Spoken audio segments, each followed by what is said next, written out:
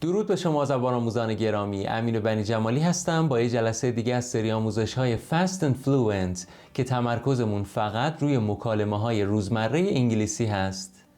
جلسه قبلی باز کردن سر صحبت با یه غریبه یا یه آشنا رو یاد گرفتیم. حالا اگه صحبتتون خوب پیش بره و با هم ارتباط خوبی برقرار کنید، ممکنه که بخواید خودتون رو هم معرفی کنید.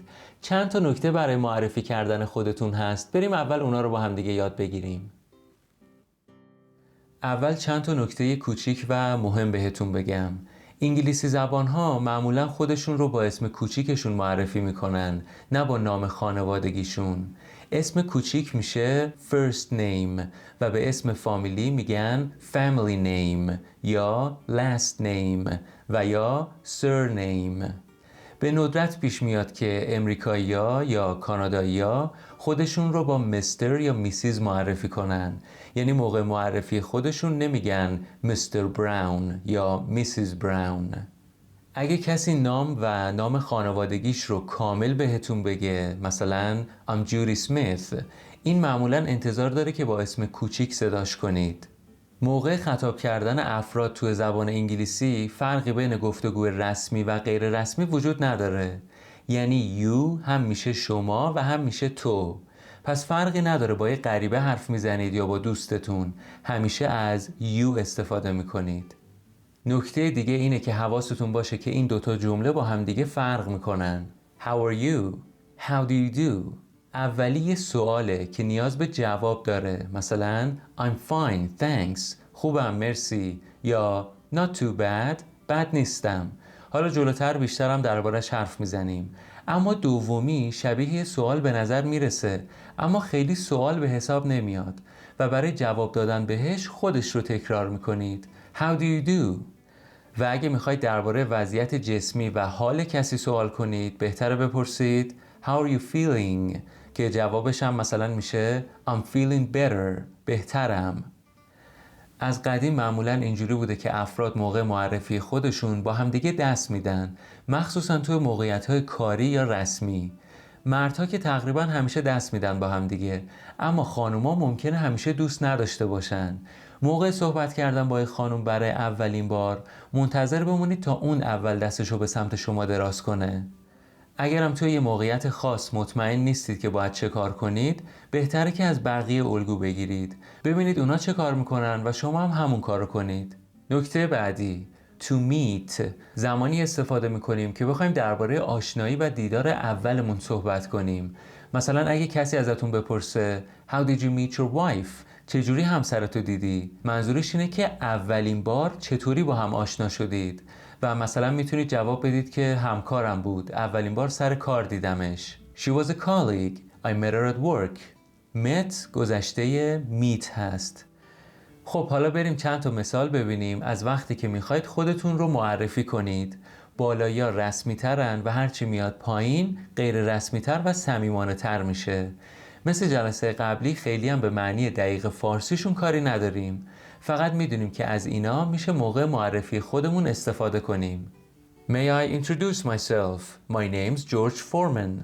May I introduce myself? My name's George Foreman. Let me introduce myself. I'm Daniel Craig. Let me introduce myself. I'm Daniel Craig.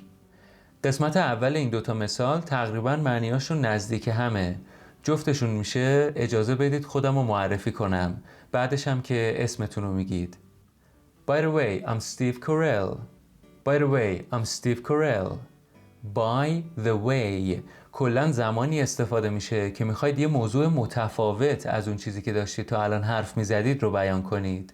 مثلا داری درباره آب و هوا صحبت میکنی، بعد میگی راستی اسم من امینه. خب حالا در جواب اینایی که دیدیم میتونید اینا رو بگید. How do you do? My pleasure. Pleased to meet you. یا فقط بگید nice. دقت کنید وقتی خودتون رو معرفی میکنید و جواب میشنوید How do you do؟ دیگه این لازم نیست شما جوابی بهش بدید و همینجا تموم میشه. صحبت کردن با کسی که تازه باهاش آشنا شدید میتونه یه کمی عجیب و غریب به نظر برسه، مخصوصا اگه ندونید چی بگید یا بپرسید. اگرم یه دفعه صحبتتون رو قطع کنید و چیزی نگید، اینم ممکنه بد باشه و غیر عادی به نظر برسه. پس برای اینکه یخ صحبتتون رو بشکنید، یه سری موضوعات بهتون معرفی میکنم. میتونید با سوالهایی که جوابشون آره یا نه هست شروع کنید که هم نشون بدید که دوست دارید صحبت رو ادامه بدید و همین که طرف مقابلم اگه دوست داشت صحبت رو باهاتون ادامه بده، فرصت باشه براش که بتونه صحبت رو بیشتر باز کنه. افراد انگلیسی زبان معمولاً خیلی صریحن و تقریباً همیشه از غریبا میپرسن که اهل کجان و شغلشون چیه. خب، سوالایی که میتونید از کسی که تازه وارد شهرتون شده بپرسید. Is this your first time to Vancouver? Is this your first time to Vancouver? اولین باریه که میای ونکوور؟ Have you been to Victoria before? Have you been to Victoria before? قبلاً ویکتوریا اومدی؟ Are you new to the company? Are you new to the company? تازه اومدی این شرکت؟ تازه اینجا مشغول شدی؟ Are you familiar with this area? Are you familiar with this area? با این محیط آشنا هستی؟ How long have you been here? How long have you been here? چند وقته که اینجایی؟ به حروف اضافه خیلی دقت کنید. حروف اضافه اکثر اوقات ثابتن و نمیشه تغییرشون داد. پس یه جورایی باید اونا رو حفظ کنید که با هر کلمه‌ای چه حرف اضافه‌ای به کار میره. حالا سوالهایی که باهاشون دلیل اومدن یه شخص به اونجا رو ازش میپرسید. Are you here on business? برای کار اومدی اینجا؟ Are you here on a holiday? برای تعطیلات اومدی اینجا؟ Did you come here to study English? اومدی اینجا انگلیسی بخونی؟ Did you come here to travel around? برای گشت و گذار اومدی اینجا؟ Travel around میشه گشت و گذار و سفر کردن. Do you plan to stay here long? Do you plan to stay here long? قصد داری زیاد اینجا بمونی؟ Plan to یعنی قصد کاری و داشتن. Which school are you studying at? Which university are you studying at? تو کدوم مدرسه یا دانشگاه درس میخونی؟ How long are you staying? How long are you staying? چقدر میمونی اینجا؟ حالا میخوای درباره تجربهش تا الان و جاهایی که رفته بپرسی. Have you seen much of the city? Have you seen much of the city? اونقدری از شهر رو دیدی یا جاهای زیادی رفتی؟ So, how do you like it here so far? So, how do you like it here so far? از اینجا خوشت اومده تا الان؟ So far یعنی تا الان. How was your flight? How was your trip? How was your first lesson? پروازت یا سفرت چطور بود؟ یا مثلا اگه توی دانشگاهیت میپرسید جلسه اول یا درس اول چطور بود؟ The weather's been great, hasn't it? The weather's been nice, hasn't it? هوا تا الان خیلی خوب بوده، مگه نه؟ اولا یادتونه جلسه قبلی داشتیم isn't it. اونم میشد مگه نه. اینجا هست hasn't it. اینم میشه مگه نه. اینا اگه یادتون باشه بهشون میگن tag questions که گفتم جلسهشون جداست و کامل بررسیشون میکنیم. فقط بدونید برای فعل این جمله ها همونی رو استفاده میکنیم که توی جمله قبلش بوده. مثلا اینجا گفته The weather has been great. پس همون has رو میذاریم برای tag question. یا مثلا میتونید بگید The weather is great, isn't it? حالا فرق اینا چیه؟ چون بحثمون گرامر نیست خیلی توضیح نمیدم. فقط بدونید توی این جمله دومی هوای همین الان رو داره میگه. اما جمله اولی منظورش هوا توی مدت چند روز گذشته تا الانه که حالا توی پلیلیست زمانها که داریم پیش میبریم گرامر و کاربرد همشون رو میتونید کامل ببینید. Are you used to the food yet? Are you used to the food yet? Have you gotten used to the food yet? Have you gotten used to the food yet? به غذای اینجا عادت کردی؟ این عبارت be used to something میشه به چیزی عادت کردن. مثلا I am used to the cold weather میشه من به هوای سرد عادت دارم. یا I have gotten used to the cold weather من به هوای سرد عادت کردم. خب حالا سوالا رو یه کمی شخصی ترشون کنیم. Where are you from? Where are you from? Where do you call home? Where do you call home? با این دوتا سوال منظورتون اینه که مال کجایی؟ از کجا میای؟ What part of Brazil do you live in? What part of Brazil do you live in? کدوم قسمت برزیل زندگی میکنی؟ Are you traveling alone or with family? Are you traveling alone or with friends? تنها سفر میکنی یا با خانواده یا دوستان؟ Do you like music? Do you like music? موسیقی دوست داری؟ Theater, تئاتر، sports، ورزش، skiing، اسکی کردن، swimming، شنا کردن. What do you do for a living? What do you do for a living? What kind of business are you in? What kind of business are you in? این دوتا سوال هم یعنی کارت چیه؟ منبع درآمدت از کجاست؟ حالا وقتی کسی از شما سوالی میپرسه که جوابتون منفی هست، بهتره فقط نگید نه و دیگه هیچی نگید. اینجوری تمام مسئولیت ادامه دادن مکالمه میفته روی دوش طرف مقابل. بهتره در ادامش که میگید نه، شما هم یه سوال از اون بپرسید. مثلا اینجا چند تا سوال و جواب براتون نوشتم. Have you been here long? مدت زیادی اینجایی؟ No, I've just arrived. And you? نه، تازه رسیدم. شما چطور؟ I have just arrived. میشه تازه رسیدم. Have you been to the museum? موزه رفتید توی این مدت؟ No, not yet. Have you? No, not yet. Have you? نه، هنوز نه. شما رفتی؟ اولا که ببینید این سوال رو کوتاه کرده و پرسیده، یعنی همونیه که توی جمله اول بوده. پس میتونید شما هم کوتاهش کنید و بعد بپرسیدش، چون منظورتون مشخصه. دوما دقت کنید وقتی میخواید همون سوال رو تکرار کنید، موقع گفتنش روی کلمه you تاکید بیشتری میذارید. یعنی نمیگید have you، میگید have you. شما چطور؟ آیا شما رفتید؟ Are you staying very long? قصد داری مدت زیاد اینجا باشی؟ No, only a few days. How long are you here for? نه، فقط چند روز. شما چقدر میمونید؟ بازم ببینید موقع گفتن you استرس بیشتری میذارید روی کلمه. How long are you here for? شما چقدر میمونید؟ حالا برای اینکه توتیوار همون سوالی که از شما پرسیدن رو دوباره تکرار نکنید، میتونید مفهوم سوال رو حفظ کنید ولی ظاهرش رو عوض کنید. چند تا مثال ببینیم. Where are you from? From Norway. And where do you call home? اولا که معنی این جمله دومی مثل قبلیه. از کجا میای؟ اهل کجایی؟ و ببینید میتونید جوابتون رو کوتاه کنید.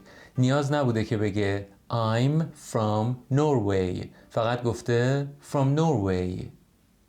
Are you here on business? Are you here on business? برای بیزنس اومدی اینجا؟ Yes I am. What about you? Yes I am. How about you? بله، شما چطور؟ به حرف اضافه on دقت کنید. How long are you staying here? چقدر قصد داری بمونی اینجا؟ 2 weeks. Are you here very long? 2 هفته. شما زیاد میمونی؟ What do you do for a living? I'm an architect. And where do you work? من معمارم. شما کجا کار میکنی؟ حالا موقع خداحافظی ممکنه که بخوای ارتباطتو حفظ کنی و بگی که بازم ببینیم همو. به این میگن staying in touch، ارتباط رو حفظ کردن. چند تا مثال ببینیم. It's been great seeing you. It's been great talking to you. خیلی خوب شد که دیدمت یا باهات صحبت کردم. It has been great. و بعدش هم فعل به همراه ing میاد. We'll have to stay in touch. We'll have to stay in touch. بهتره با هم در ارتباط بمونیم. We will have to. به گرامر و معنی دقیق فارسیش هم کاری نداریم. فقط مفهومش توی موقعیت مهمه. میخوای از یکی خداحافظی کنی و قبلش اینا رو میتونی استفاده کنی. We should get together again. We should get together sometime. بهتره دوباره همو ببینیم. Again میشه دوباره. Sometime منظورش اینه که بعداً، بعضی وقتا، یه موقعیت مناسب. دقت کنید sometimes نیست، اون فرق داره. Soon یعنی زود، به زودی. Look me up next time you're in town. Look me up next time you're in town. دفعه بعدی که اومدی شهرمون به من سر بزن. Look me up یعنی بیا سراغم، یه سری بزن. Don't forget to give me a call. Don't forget to send me an email. یادت نره بهم زنگ بزنی یا یادت نره برام یه ایمیل بفرستی. Drop in sometime. Drop in sometime. بعضی وقتا سر بزن. Drop in. سر بزن. حالا جواب همینا رو بخوای بدی مثلا میتونی بگی Give me a call. Give me a ring. بهم زنگ بزن. That's a deal. That's a deal. I'll do that. I'll do that. این دوتا یعنی حتما این کارو میکنم. I'll sure try. I'll sure try. حتما سعیمو میکنم. You can count on it. You can count on it. For sure. For sure. You bet. You bet. اینا هم یعنی حتما شک نکن که این کارو میکنم. خب حالا بریم سراغ خداحافظی کردن. It was a pleasure meeting you. It was a pleasure talking to you. Nice to have met you. Great to have met you. I'm glad we met. I'm glad we met. این ستا میشه خوشحال شدم دیدمت یا خوشحال شدم باهات صحبت کردم. I enjoyed our conversation. I enjoyed talking to you. از گفتگومون لذت بردم. I hope we meet again soon. I hope we meet again soon. امیدوارم دوباره زود همدیگه رو ببینیم. I look forward to working with you. I look forward to working with you. مشتاقانه منتظرم تا باهات کار کنم. Look forward to یعنی مشتاقانه منتظر چیزی بودن. بعدش هم فعل با ing میاد. Maybe we'll see each other around. Maybe we'll see each other around. شاید همدیگه رو دوباره ببینیم. یه جورایی منظورش اینه که امیدوارم دوباره همو ببینیم. Till tomorrow. Till next time. تا فردا یا تا دفعه بعد. اینا همه روش‌های خداحافظیه. یا مثلا See you around. See you later. See you then. دقت کنید وقتی از then استفاده میکنید که قبلش تو صحبتتون یه زمانی رو مشخص کردید. مثلا دوستتون میگه سه شنبه ببینیم همو، شما هم میگی آره خوبه همون موقع میبینمت. See you then. یا برای خداحافظی میتونید بگید so long. این دیگه خیلی غیر رسمی و دوستانه است.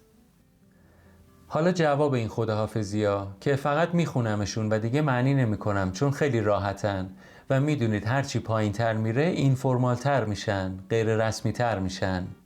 The pleasure was all mine. My pleasure. Same here. Likewise. Me too. I hope so. Sure thing. این ستا یعنی likewise, same here و me too. اینا همه مثل همه معنیاشون میشه منم همینطور. بعضی وقتا هم میخوای آرزوی خوب و سلامتی کنی واسه کسی که باهاش خداحافظی میکنی. این مثالا یه کمی خوشگل ترن. Have a nice day. Have a pleasant evening. Have a safe trip. روز خوبی داشته باشی یا شب خوبی داشته باشی و این آخری هم میشه سفرت به سلامت. Enjoy your flight. Enjoy your stay. امیدوارم از پروازت لذت ببری یا امیدوارم از اقامتت لذت ببری. مثل این بوده که بگه I hope you enjoy your flight. Stay منظورش اون مدت زمانی هست که قرار جایی بمونی. Good luck to you. All the best. Take care now. Take it easy. اینا هم بهتر معنی نکنیم دیگه. همشون توی یه دسته بندی هن. خب حالا جواب اینا. You have a nice day too. I wish you the same. Same to you. Likewise. You too. اینا همه یعنی شما هم همینطور. فرقشون فقط رسمی و غیر رسمی بودنشونه. دقت کنید علاوه بر این که من میخونم و شما گوش میدید حتما خودتونم فیلم رو نگه دارید و همشون رو با صدای بلند تکرار کنید. توی این جلسه یاد گرفتیم که چجوری خودمون رو معرفی کنیم و درباره موضوعات بیشتری صحبت کنیم تا مخاطبمون رو بهتر بشناسیم. توی جلسه آینده وارد بخش جدیدی میشیم و درباره معرفی کردن دیگران و تجربیات گذشتمون صحبت میکنیم. اینم یه جلسه دیگه از سری آموزش‌های Fast and Fluent که تمرکزمون فقط روی مکالمه‌های روزمره انگلیسی هست. امین بنی جمالی هستم. مراقب خودتون باشید.